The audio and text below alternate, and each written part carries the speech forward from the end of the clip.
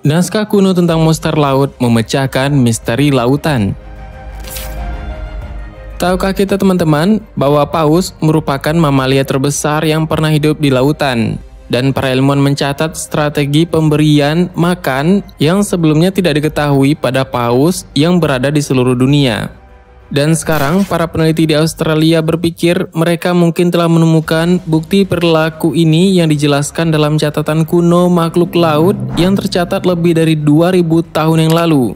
Ternyata hal ini sangat menarik. Kita bisa melihat pada peta ini yang menggambarkan mengenai monster laut yang digambarkan berukuran raksasa dan menghuni pulau-pulau ini.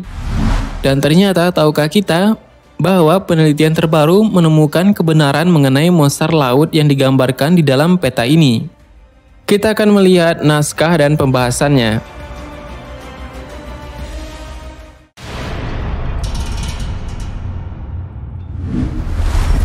Menurut para ilmuwan, monster-monster laut yang digambarkan pada peta zaman kuno itu hanyalah sebuah ikan ataupun makhluk-makhluk biasa yang ditemukan pada saat ini.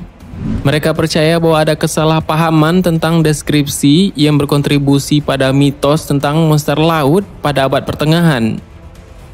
Jadi, pada abad pertengahan yang dipercayai sebagai monster yang menghuni lautan itu adalah sejenis ikan biasa yang bisa kita ketemukan pada saat ini. Dan paus ini diketahui menyergap mangsanya saat makan. Itu adalah perilaku biasa yang ditemukan di lautan. Tetapi baru-baru ini paus terlihat di permukaan air dengan rahang terbuka di sudut kanan dan menunggu kawanan ikan berenang ke mulutnya. Dan bisa kita lihat pada beberapa video ini bahwa ikan paus tersebut menunggu ikan untuk makan dan membuka mulutnya yang berada di tengah laut.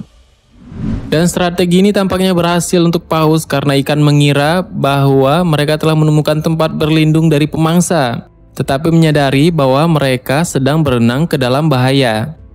Nah, ternyata strategi ini baru teridentifikasi pada saat ini. Dan pola makan ikan paus ini ternyata merupakan hal baru yang ditemukan para ilmuwan. Biasanya ikan paus mencari makan di dalam laut, tetapi ini muncul ke permukaan dan membuka mulutnya yang besar. Tidak diketahui mengapa strategi ini baru saja ditemukan. Tetapi para ilmuwan berspekulasi bahwa itu adalah hasil dari perubahan kondisi lingkungan, atau bahwa paus dipantau lebih dekat daripada sebelumnya oleh drone dan teknologi modern lainnya pada saat ini. Sehingga kita bisa melihat perilaku paus yang sebenarnya ataupun sepenuhnya pada saat ini. Dan seorang arkeolog maritim Universitas Flinders pertama kali melihat kesejajaran yang menarik antara biologi kelautan dan literatur sejarah saat membaca tentang monster laut Norse. Bahwa dalam literatur sejarah monster laut Norse digambarkan ada ikan ataupun hewan besar yang berada di lautan yang menghangatkan mulutnya dan berada di permukaan laut. Tentu saja ukuran raksasa dari paus ini dianggap sebagai monster laut oleh masyarakat pada zaman itu. Dan peneliti yang bernama John McCarthy ini terkejut bahwa deskripsi yang digambarkan mengenai monster laut Norse yang bernama Hafgufa sangat mirip dengan perilaku yang ditampilkan pada perangkap paus dan cara makan paus yang ada sekarang. Tetapi awalnya dia berpikir bahwa itu hanyalah kebetulan yang menarik. Ketika dia menyelidikinya secara mendetail dan mendiskusikannya dengan rekan kerjanya yang berspesialisasi dalam literatur abad pertengahan, mereka menyadari bahwa versi tertua dari mitos ini sama sekali tidak menggambarkan monster laut, tetapi secara eksplisit menggambarkan mengenai sejenis perilaku ikan paus. Itu yang dikatakan oleh McCarthy. Dan saat itulah mereka mulai berpikir benar-benar tertarik untuk menyelidikinya. Dan semakin menarik antara hubungannya dengan ahli biologi kelautan, dan ternyata manuskrip Norse kuno tersebut menggambarkan makhluk yang berasal dari abad ke-13 dan menamai makhluk itu sebagai Hafgufa. Dan tahukah kita bahwa makhluk ini tetap menjadi bagian dari mitos Islandia hingga abad ke-18 dan seringkali dimasukkan dalam kisah bersama Kraken dan Putri Duyung yang lebih terkenal. Ini adalah rekonstruksi digital dari pemberian perangkap paus bungkuk dari Universitas Flinders. di mana kita bisa melihat bahwa paus memakan ikan yang berada di permukaan dan memunculkan mulutnya ke permukaan sehingga bisa terlihat oleh manusia. Namun, tampaknya manuskrip Norse ini mungkin diambil dari sejenis teks populer di periode pertengahan mengenai pencatatan sesuatu yang belum pernah ditemukan sebelumnya. Dan bestiaries ini menggambarkan sejumlah besar hewan nyata yang fantastis dan sering menyertakan deskripsi makhluk yang sangat mirip dengan Hafguva, yang tentunya biasa disebut sebagai Aspidocelon. Baik Hafguva dan Aspidocelon terkadang dikatakan mengeluarkan parfum atau aroma khusus yang bantu menarik ikan ke arah mulutnya yang diam. Meskipun beberapa paus menghasilkan ambergris yang merupakan bahan pembuatan parfum, dan hal ini tidak berlaku untuk hewan seperti paus bungkuk. Dan sebaliknya, para peneliti menyarankan elemen ini mungkin terinspirasi oleh pengusiran mangsa yang disaring oleh paus untuk membantu menarik lebih banyak mangsa ke dalam mulut paus. Dan seorang profesor di Universitas Vlinders mengatakan mungkin ini contoh lain dari pengetahuan yang akurat tentang lingkungan alam yang dilestarikan dalam bentuk yang pra-tanggal sains modern.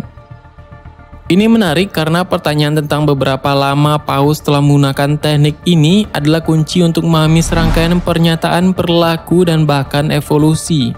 Itu yang disampaikan oleh profesor di Universitas Vlinders, dan ahli biologi kelautan berasumsi bahwa tidak ada cara untuk memulihkan data ini. Tetapi dengan menggunakan manuskrip abad pertengahan, mereka dapat menjawab beberapa pertanyaan mereka tentang kebiasaan paus bungkuk tersebut yang ternyata baru ditemukan pada saat ini. Kita bisa melihat beberapa peta yang menggambarkan mengenai monster pada abad pertengahan yang menghuni lautan, dan salah satunya seperti yang kita lihat bisa menyemburkan air dari atas kepalanya. Dan tentu saja ini digambarkan seperti paus pada zaman sekarang. Dan ini adalah peta Islandia Ortelius tahun 1658 yang menunjukkan berbagai makhluk laut mitologis.